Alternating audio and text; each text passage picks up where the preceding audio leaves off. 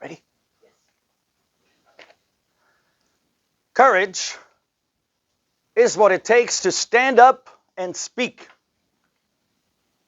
Courage is also what it takes to sit down and listen.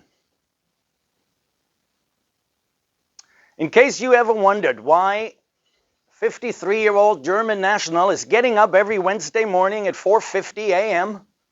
to drive 35 minutes from Westland to Gresham just to be at a Gresham Toastmaster meeting, the answer is very simple. It's you, Mary. It's you, Shelley. It's you, Bill. It's you, Terry. It's all of you.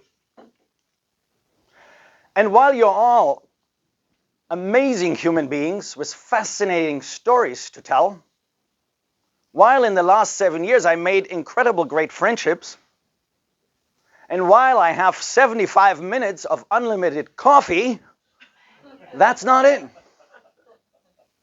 The real reason is that all my life I was longing to have a place that is safe for me to speak my truth. And Gresham Toastmaster provides that safe environment. That is not easy. Now, we all grow up when we are young and we know we are not really full members of society. I don't know about you. I had to sit at a kid's table for quite a while. I have 2 older siblings. So when they were 16, they moved to the adult table, but we had a cousin that was 9 years younger than me. Then when I was 21, I was still sitting at the kids' table. Later on, you have a job, you have a boss, and you try to make suggestions about things that would help you in your job. And the answer to any change is no, we can't do that before you even can put and say all the details. It didn't get any better for me when I came to the United States, started playing soccer. After soccer, we go out to a pub, have a pint, and I say, man, this American beer, this is more like water. Well, my friends, even though it was jokingly, started saying, Rudy, if you don't like it, go back to Germany. Yes, it's easy, even sometimes inadvertently, to make people feel unsafe and not welcome. But in 2012, a miracle happened because I came to Gresham Toastmasters. And you walk in the room, and 2 people, Karen and Wendy, they're both here, came right at me and said, hello, who are you? We're so glad you are here. And during the meeting, they ask you, they want you to participate. What brought you to Toastmasters?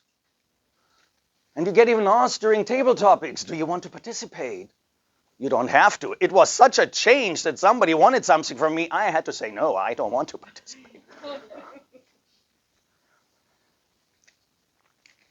But I started observing. I started watching people sharing personal stories.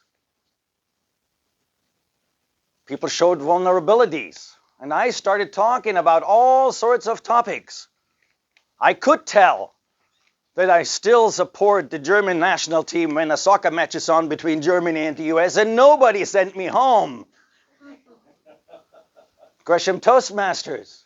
If you don't want to say the Pledge of Allegiance, nobody will call you unpatriotic. It's okay. I made a fool of myself trying to sing around by myself. People laughed. Yeah, but I wanted that. It wasn't out of spite. Companies in the United States are learning that a safe environment is critical for their business. Because they call it psychological safety.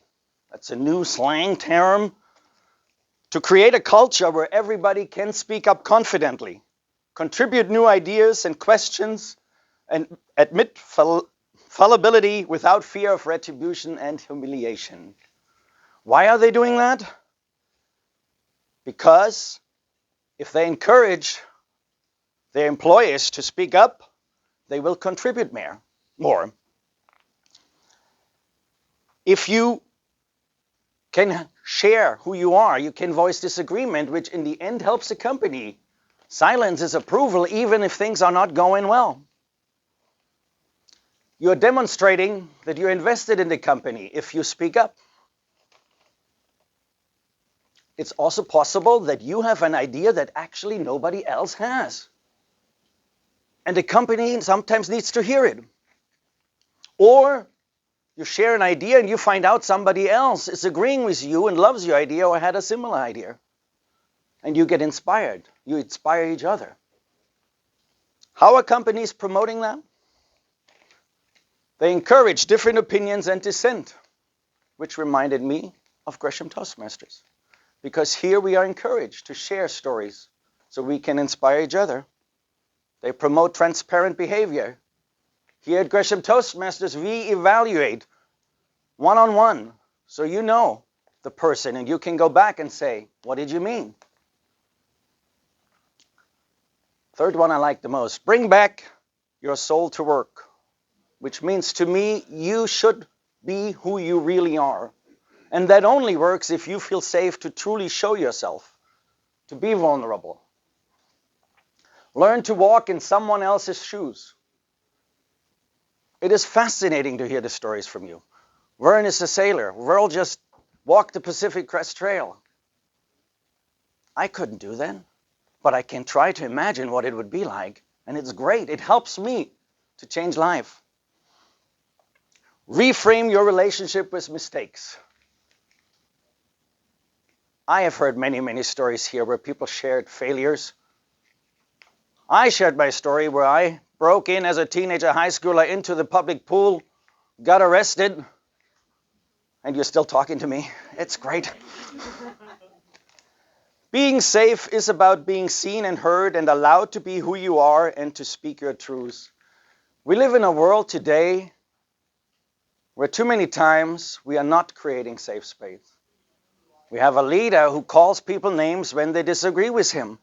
And the only reason they do that is to silence anything critical. But we only can learn from failures. We only can learn when we address failures. We all benefit when we can speak our truth. And Gresham Toastmasters, for me in the last 7 years, has allowed me to do that, and I am very, very grateful. And I believe that we are a little bubble, and I'm sure there's more. But because we go out every week, and we get inspired, and I hope you are like me, and we are trying to provide safe spaces, not just here, but in your families, in your workplace, and that's how we will change this country. Thank you.